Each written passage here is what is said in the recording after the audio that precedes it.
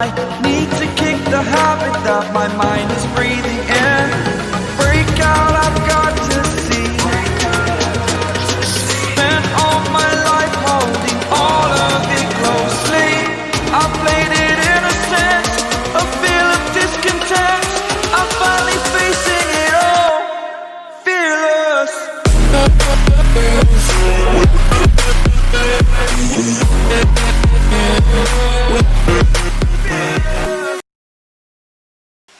Alright, thank you for joining us and taking your time out of the day to join us here today. I'm AYI-GS-MSDP. I'm from Reykjavik, so I'm from the area. I work with AYI during the administration, and so today specifically, we starting off the community panel discussion. We just want to hear your opinions about things that are going on in the society and things that you have dealt with personally that you feel like other people should be getting to know more. So I just want to start off with introductions. Everyone will say their name and where they're from and something that no one knows about them. I think that will be a good icebreaker for everyone. My name is Piwe. I'm from here in Reykjavik. Something someone doesn't know about me. I used to suck my thumb when I was younger, and I still do every now and then. And let's start off with Emery. Yeah, my name is Emery. I'm living here in Vasco. So we had to organize this program for community. I'll just say thanks for everyone being part of this program. Something someone doesn't know about you. Oh, some doesn't know about me. Yo, maybe we can come back a little. Good morning to everyone. I'm Ricardo Abrams. I stay in Mitchellsplein. I'm an ex-offender, was incarcerated for 4 years. Yeah, I'm just here to give my opinion because I've got a lot of that. And something some people don't know about me is when I still have that off day, I still believe I had my mom's back. Even though I'm 40 years old. Okay. Alright, good day everyone. My name is Mbuiseli. My surname is Kayeni. I'm a community developer. I work for the Department of Correctional Services. So I'm involved in the community projects at work and for the community at large outside. So I have a passion in developing through different things, sport and other things. I work with youth and adults and ex-offenders. So I saw as a need that when the guys are inside, I work with them in the correctional center. So I saw that there's a need for the guys because sometimes when I look at them, they are doing good things while they are in prison. But when they go out, I see them again coming back. So I always have that question in myself, why the guys are good here? They are doing everything, but now within 2 months they are back. So I started to do a follow-up to the guys that I work with. So I think I started the project in 2009, 2010. So I work with the guys and most of them, they never go back to prison. So yeah, that's all now I can say about myself. Yeah. Something no one doesn't know about you. That is a typical one. But I am a professional soccer coach, and I think I believe in myself as the best coach, a soccer coach. So the people they don't sometimes when they see me, they don't know that I'm a qualified soccer coach. Morning everyone. Morning. My name is Thabo Zondo, born and raised in Kukuletu. I'm also an ex-offender. I was in prison for more than 15 years.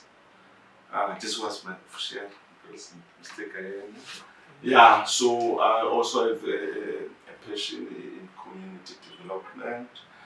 Yeah, I even have a dance group of children outside.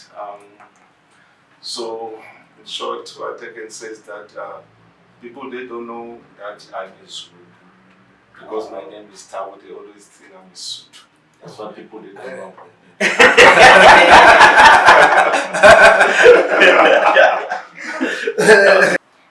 So to start things off, I just want you to discuss today's topic. Today's major question, which is what factors leads people to commit crime. So we want to hear your perspective on what you think could be the factors that contribute to people committing crime. You could be talking from personal experience of what you've gone through, or to what you think might lead other people to commit crime. So I'll start off by just from research that I've done of factors that does push people to commit crime. And it reads that the causes of crime are complex. Poverty, parental neglect, low self-esteem, alcohol and drug abuse can be connected to why people break the law. Some are at greater risk of becoming offenders because of the circumstances in which they are born. The Oxford Dictionary defines a crime as an action or omission which constitutes as an offense and is punishable by law. A crime is in fact a matter of law, and it is not an opinion. As society changes, some actions which used to be criminal are no longer so. Likewise, some actions that were legal become prohibited. According to the studies, when listed, these are the 10 most common reasons for committing crime. Number 1, poverty, peer pressure, drugs, politics, religion, family conditions, the society, unemployment, deprivation, and an unfair judicial system.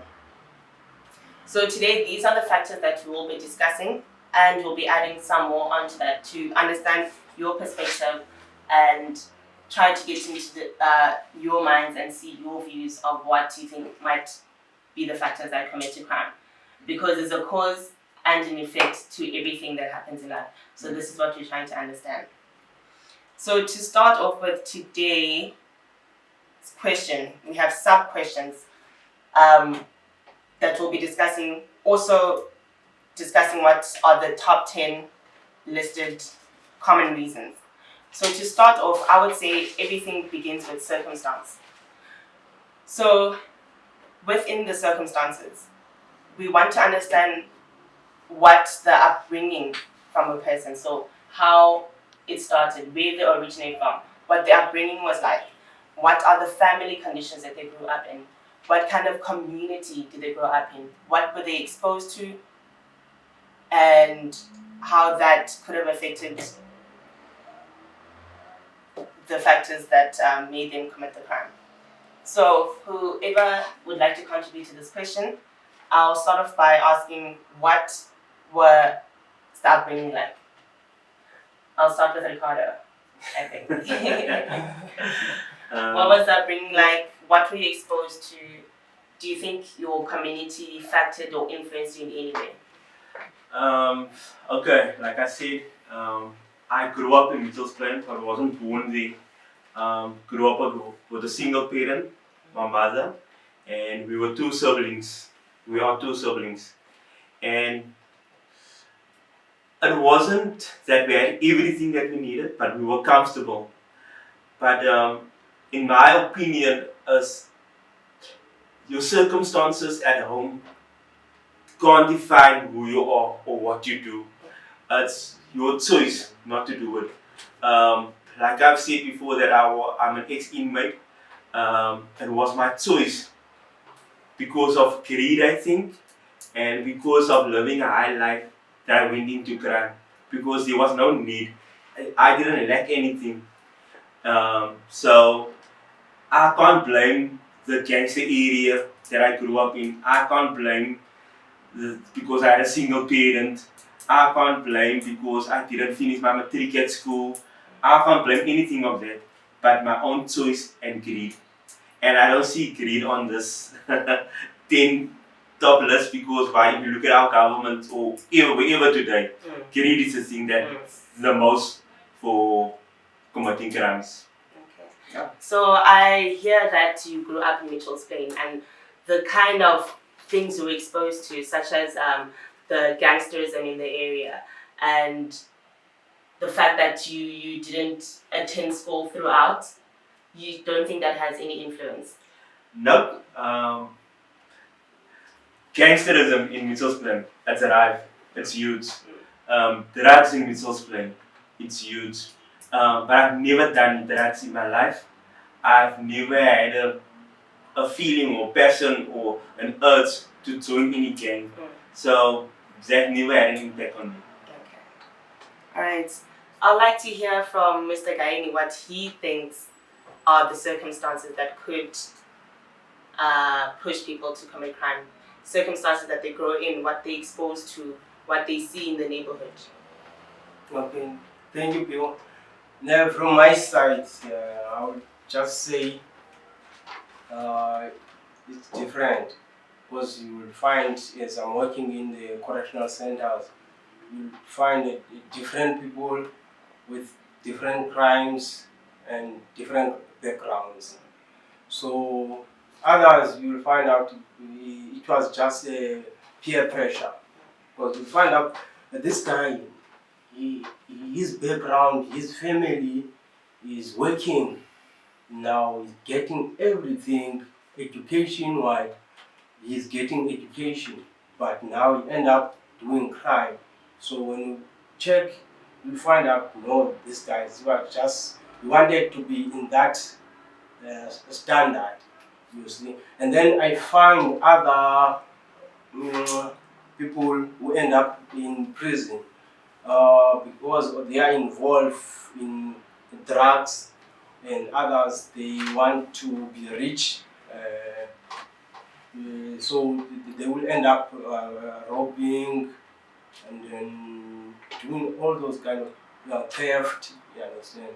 So for me, I've noticed that some, they don't have a background support, because you find out this boy, or he grew up without a family, he don't have a role model. So now he end up mixing himself with the wrong people. So, and then the influence as well. So the mentality sometimes they are not strong enough, you understand. So for me, I think there are so many things that leads people to do crime. As I was saying, different backgrounds, different places. Because I stayed in my house is in Kailicha, so most of the time I was in Kailicha. So I know that sometimes poverty leads also to people to do things wrong, to go to prison, because others they will need to have money or to get clothes or food. So they will see now that the parents are not working, then they will make means to get money, you see, and then they bring money to the family. So there are so many things that leads to the.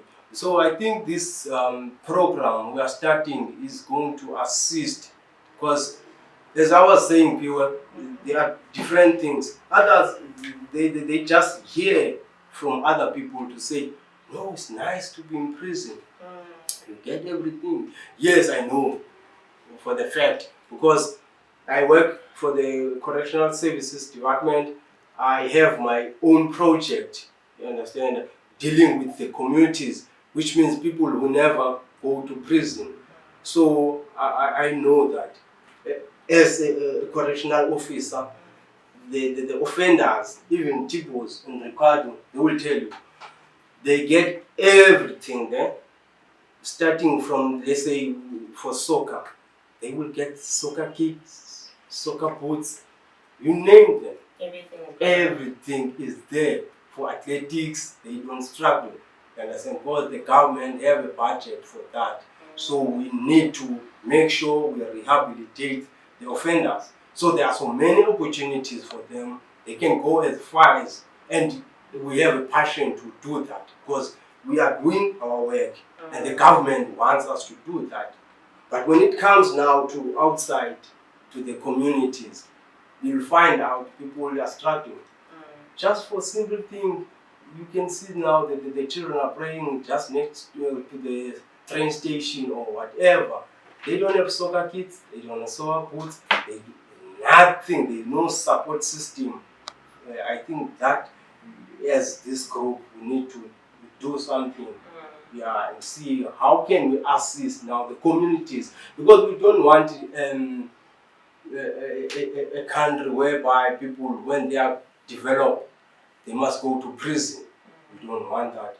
We need people to bring all these programs that are happening in prison to happen to our communities. In Richards Plain, Kadicha, Village 2, Wonderville, everywhere. Okay. Thank you, Budon. If he thinks his circumstances has influenced him in any way, growing up in Kukuletu, knowing what's going on in terms of gangsterism, crime, drugs, and alcohol, do you think that has any influence on people committing crime, or does it not? Yeah, please, but this is very much interesting because Mr. Khan knows I started to write my book there, but one day I'm going to release it. Most of the things, actually, everything that is here, it's there. I've wrote about 220 papers, A4 papers already. I'm getting lazy, I'm busy here outside with everything, but this is what I like. You understand about my life? Yeah, so I will just be brief because there's too much to talk about this. Gangsterism. Should I leave the upbringing and all that? Straight to gangsterism or what? Or do you want me to juggle around? Yeah, juggle around, whatever feels is relevant. Okay, I was raised by a single mother, alright? And the influence it has is that the negative influence it has, my mother was drinking already. When I started to be aware about what's happening around me, you understand? So we trained that time, me, my sister, and my younger brother, you understand? So we were taken care by neighbors. So our mother was physically there, you understand? But she was not there, you understand? Yeah, that causes us as children to be angry against our mother. You understand? Like, how can other children be like this? Why you don't care? You understand? It changes a person, it changes a child. Yeah, you understand? Yeah. However, then the other thing that changed me, you understand, is that, for example, you know, as boys, we fight outside. So then, my mother, if I fight with a boy there, and then she hears that I have fought outside there, she will not ask. She would not ask what happened there. She'll just beat me, take a samoko over there. But in most instances, I was defending myself there. You understand? I was standing for myself there. You understand? But I came there. Those things, they changed me. So things that parents do, sometimes other parents do, they don't listen. They don't want to know. You understand? Because sometimes I can be wrong. It might be me that beat another boy, but tell me what I did wrong, so that tomorrow I can know what I did wrong there. You understand? So those things made me think wrong. You understand? I was just angry. You understand? And then when I started to grow up and go outside, yeah, then I started to see role models. You understand? Who are now criminals. You understand? Instead of law-abiding citizens, criminals were my role models because they were wearing what I'm dreaming. They were living a life, they were having the smile that I long for. You understand? They were eating ice cream anytime or drinking in the street. That's what I wanted in life. So they become a role model. So in my young age, I was already befriending older people than me. I was the youngest of my friends. You understand?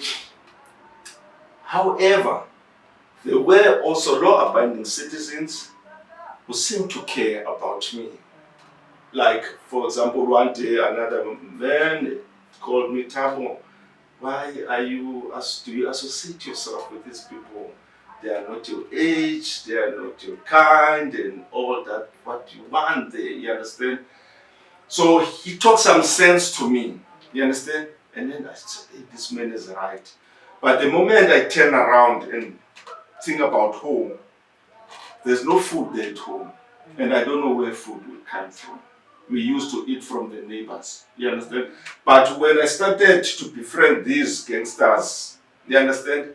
They taught me how to get food. You understand? They taught me how to get food, how to go and make money. And then that made me feel good. That's what influence the gangsterism has on crime. You understand? So then I would, the advice of a good man will sound good for me, but it will mean nothing because it doesn't change anything physical. You understand? It changes the way I feel. But the moment it turns that corner, I forget that feeling. But these ones, things were tangible. You understand? Yeah. So then, but the problem now, when I was now in prison, started to think about my life. What I realized, because I was in prison for murder, you understand? So now I started to realize that I became angry when I was still small. You understand? And then as I was growing, my anger was just continuing. I used to like to fight. You understand? But then what I realized is that my anger didn't just start on the street. Actually, my anger started at home. It's a problem when people don't listen at you. It's a problem when you don't have a voice. You understand? It's a problem when you are suppressed in your own home. You end up hating your own parent. You understand? And then the other anger is that my father was staying with another wife. So now I would go there. I never have that access with my father. When I come, they would talk closer. What are you visiting us? What do you want? And all that. The moment I would say that I want a school man and all that. And then they would change and talk so too. That frustrated me. You understand? It made me angry because I could see that they were fighting about what I came to ask here. You understand? So like, I was a child, but having no one.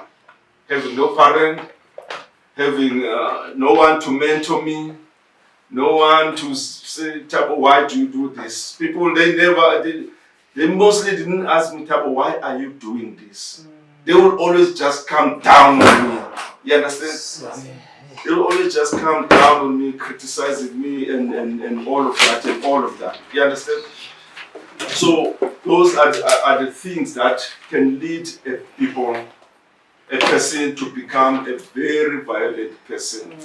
You understand? So my answer that I came about is that life is about learning.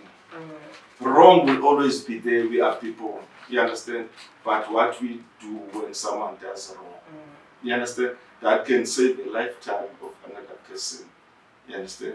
I'll be brief because I said. Okay. I see we have a new guest with us now. If you could please start with introduction, where you're from, and tell us something that no one knows about you. Okay. Yeah. Morning, everyone. Yeah, I Cecil Somabile Mkhowata. I'm from Lower Cross Road, Philippine East. Okay. I'm running a organization there in Lower Cross Road, chosen organization. We're busy to take out children out of the street and drugs and teenage pregnancies. So I can say that so long. Okay. Alright, okay, nice to meet you. So just to get you part of the program, today's question that we're discussing is what factors lead people to commit crime. If you can take out the notes that you've take a look at the notes that you've given me there, you'll see that we're discussing different topics and different factors that could lead people to commit crime. I need to kick the habit that my mind is breathing.